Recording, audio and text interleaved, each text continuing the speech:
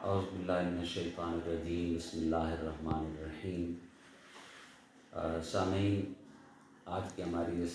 مختصر سی گفتگو کا موضوع ہے غیبت اور خالق کی طرف سے پردہ پوشی کا اہتمام۔ اس میں بڑے اختصار سے میں عرض کروں گا کہ جہاں ہم دیکھتے ہیں کہ اللہ پاک نے قرآن کریم کے اندر ہمیں غیبت سے منع کرتے ہوئے ایک انتہائی بلیغ مثال دی ہے کہ جو کوئی بھی کسی کی غیبت کرتا ہے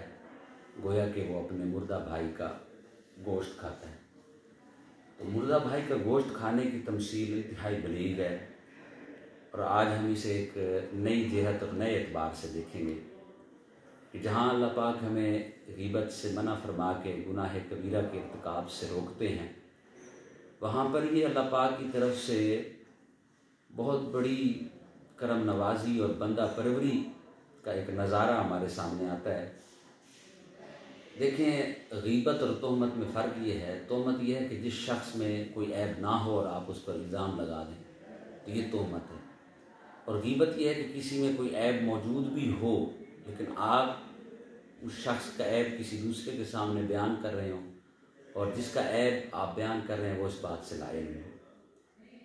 اب میں یہاں پر بڑا چونک جاتا ہوں، اور بڑی خوبصورت بات میرے دل و دماغ میں آئی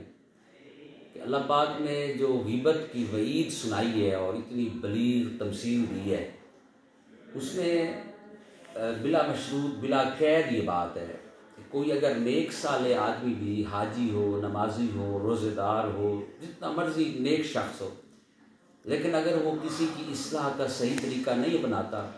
اور کسی گناہ گار انسان کے بارے میں اس کا عیب کسی دوسرے کو بتا رہا ہے تو یہ غیبت ہے۔ تو یعنی اب ایک طرف ایک صالح آدمی ہے، نیک آدمی ہے، حج کیا ہوا ہے، روزہ دار ہے، نمازی ہے، لیکن وہ کسی عیب دار شخص کا عیب ہی بتا رہا ہے، لیکن چونکہ وہ اس کی اصلاح کو چھوڑ دیا، اصلاح کا طریقہ یہ تھا اسے الگ لے جا کے سمجھاتا، لیکن بجائے اصلاح کے اس نے اس کا عیب کسی پر ظاہر کر دیا، تو اللہ پاک فرماتے ہیں یہ غیبت کا عمل ہے اور تم نے گویا اپنے مردہ بھائی کے گوشت کھایا۔ تو گویا ہم اس سے یہ نتیجہ اخذ کرتے ہیں کہ اللہ پاک کو اپنے گناہ گار بندوں کی عیب کی پردہ پوشی اس قدر عزیز ہے کہ فرمایا کوئی بھی شخص میرے گناہ گار کا عیب کسی دوسرے پہ ظاہر کرے گا تو گویا ایسے ہے کہ اس نے اپنے مردہ بھائی کا گوشت کھا لیا۔ تو یقیناً اس میں اللہ پاک کی طرف سے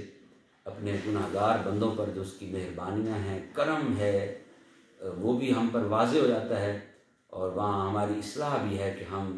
اس غیبت جیسے گناہوں جرم سے باز رہیں۔ اللہ پاک ہمیں قرآن پاک کی تعلیمات پر ہمیشہ عمل پیرا رہنے کی توفیق عطا فرمائے۔ آمین والسلام۔